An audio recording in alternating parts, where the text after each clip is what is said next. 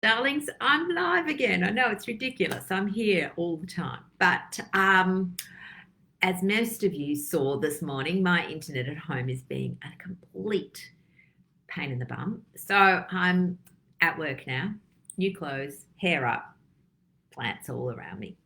So I will just bang on again about what I said this morning, just in case you didn't get to hear it. The video was rubbish. The sound wasn't connected. I dropped out about 10 times. And yes, as I said, I am having a little chat with Telstra today at some stage whenever I can get round to seeing them. We have been talking this week about mindset management. And I have, just to recap, on Monday we talked about metacognition, which is your ability to think about your thoughts and to recognize them and actually think, sort of observe them. We talked about the idea that that's the first step. You need to be able to observe your thoughts, not even judge them, not have a nasty conversation with yourself, but just look at them with interest. For example, things like, the pattern that we have of I feel like rubbish, I need chocolate, those sorts of thoughts. Just listen to your brain and go, I wonder why it's doing that. Then we talked about some deep-seated beliefs, and that's been the last 2 days, and we talked about the fact that we can change these deep-seated beliefs, but we need often some help to do it. I gave that example of Santa Claus, and if you haven't watched it, go back and watch that one. Yesterday, I talked about even that concept, and I've talked about this a lot, of your body is not the bin, and how we have been absolutely trained to not waste food, that wasting food is a sin akin to murder. So instead of wasting food, we will eat it.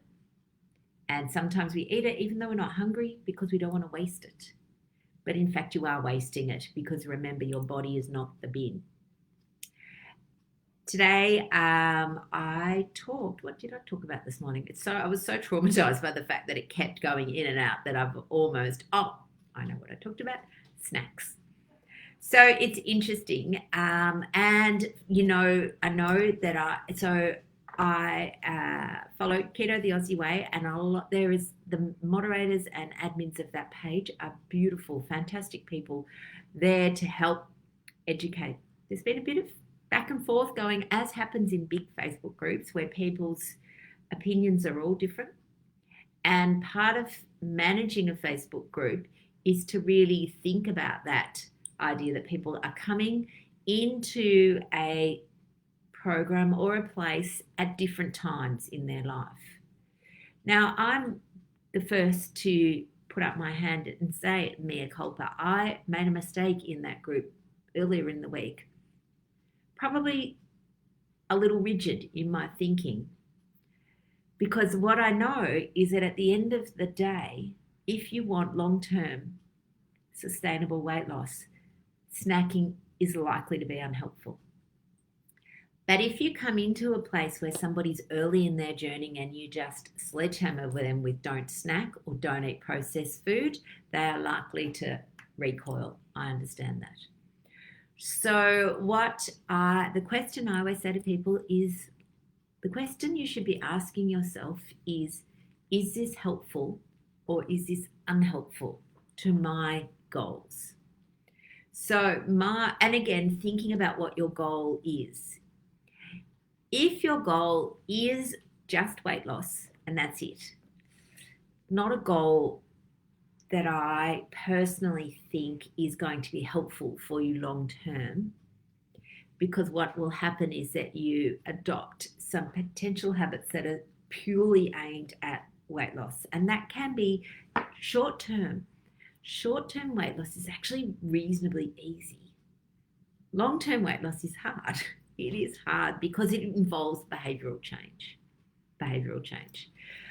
The thing that's happening in our world is we get such mixed messages. We get told snacking is helpful, snacking is good for us. And honestly, the snack industry is only 50 years old, let's say.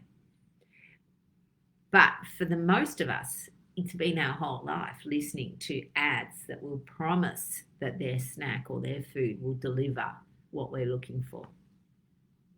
So I guess the thing I like to think about is snacking helpful or unhelpful? Sometimes it's helpful. So it is sometimes helpful.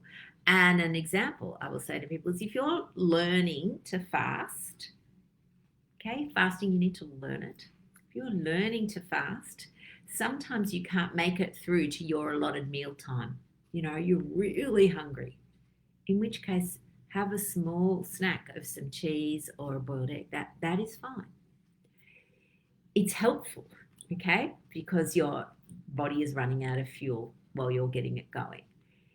If you're using snacking to help you deal with uncomfortable circumstances, you know, difficulty at work, the comfort eating concept, that's not going to be helpful to you long term, because we are always having uncomfortable moments, and we need to learn to use, I guess, let go of food as a tool for that. So I guess what I'm wanting to say is that there is no need to feel judged or to judge people's food choices. And I know that maybe I've come across like that for some people. It's certainly not my intention. My intention is to say, okay, let's look at what you're doing and work out, is it helpful for you long term?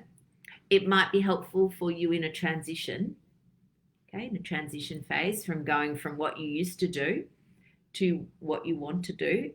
And again, you can transition your way along, but working out, is it helpful for you long term?